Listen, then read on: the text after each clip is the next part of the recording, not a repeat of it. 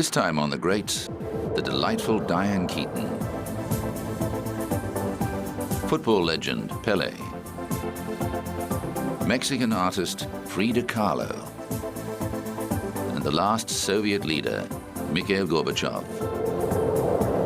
But first, Thomas Edison. Genius is 1% inspiration and 99% perspiration, Thomas Edison once told Harpers Magazine. With more than 1,000 patents to his name, the inventor and entrepreneur embodied the American dream and inspired generations of scientists.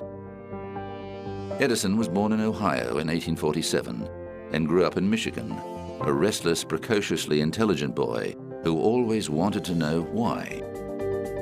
After saving a young child from the path of a locomotive, 15-year-old Edison was trained as a telegraph operator by the boy's grateful father and developed a lifelong interest in electric communications. By the early 1870s, Edison was America's leading telegraph inventor, and it was while experimenting with the transmitter that Edison stumbled on the invention that was to write his name in the history books, the tinfoil phonograph. In 1879, Edison invented a carbon filament for the incandescent light bulb. More than 100 years later, a case of Edison's original light bulbs was rediscovered. They are, in fact, the evidence at a trial that Edison brought against his competition for the construction of the light bulb, one of the fundamental inventions of our time. For Edison's light bulbs, he was using a bamboo coil covered in graphite to create the filament, the glow of the light bulb. His competition were using platinum and other metals. But what it shows is that it was extraordinarily advanced. I mean, the light bulb in its concept remained the same for over 100 years. Edison was a genius at foreseeing the potential commercial uses of his inventions. When the phonograph was first launched for sale, his suggestions for its exploitation included letter writing and dictating, preservation of family voices, spoken books for the blind, clocks that announced the time, and telephone recordings.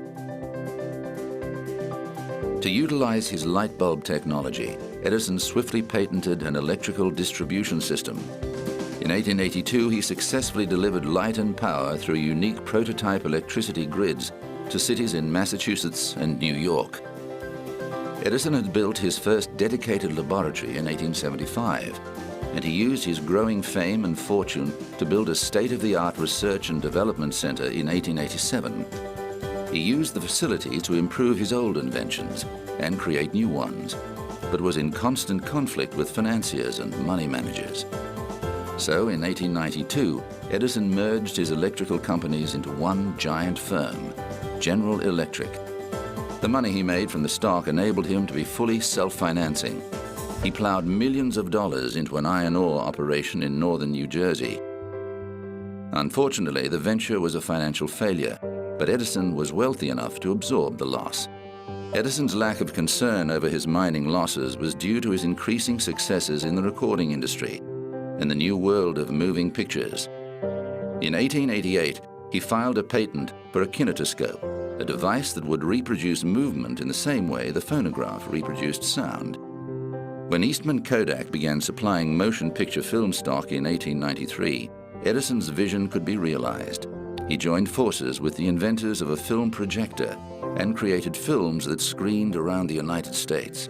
One of these was the earliest version of Frankenstein, made in 1910. In deference to a growing wave of concern about the potential immoral use of motion pictures, publicity for Frankenstein stressed its examination of mystic and psychological problems rather than pure sensationalism. Even as he reached his 80s, Edison stayed active and engaged in business and science. By that time, he was one of the world's greatest celebrities.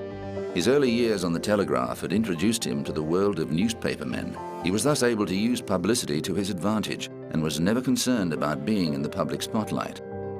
Edison died in 1931, aged 84. President Hoover asked people across America to dim their lights in tribute, and a giant white obelisk topped with an electric bulb was built on the site of his first laboratory at Menlo Park, New Jersey, where he invented the filament light bulb and the phonograph.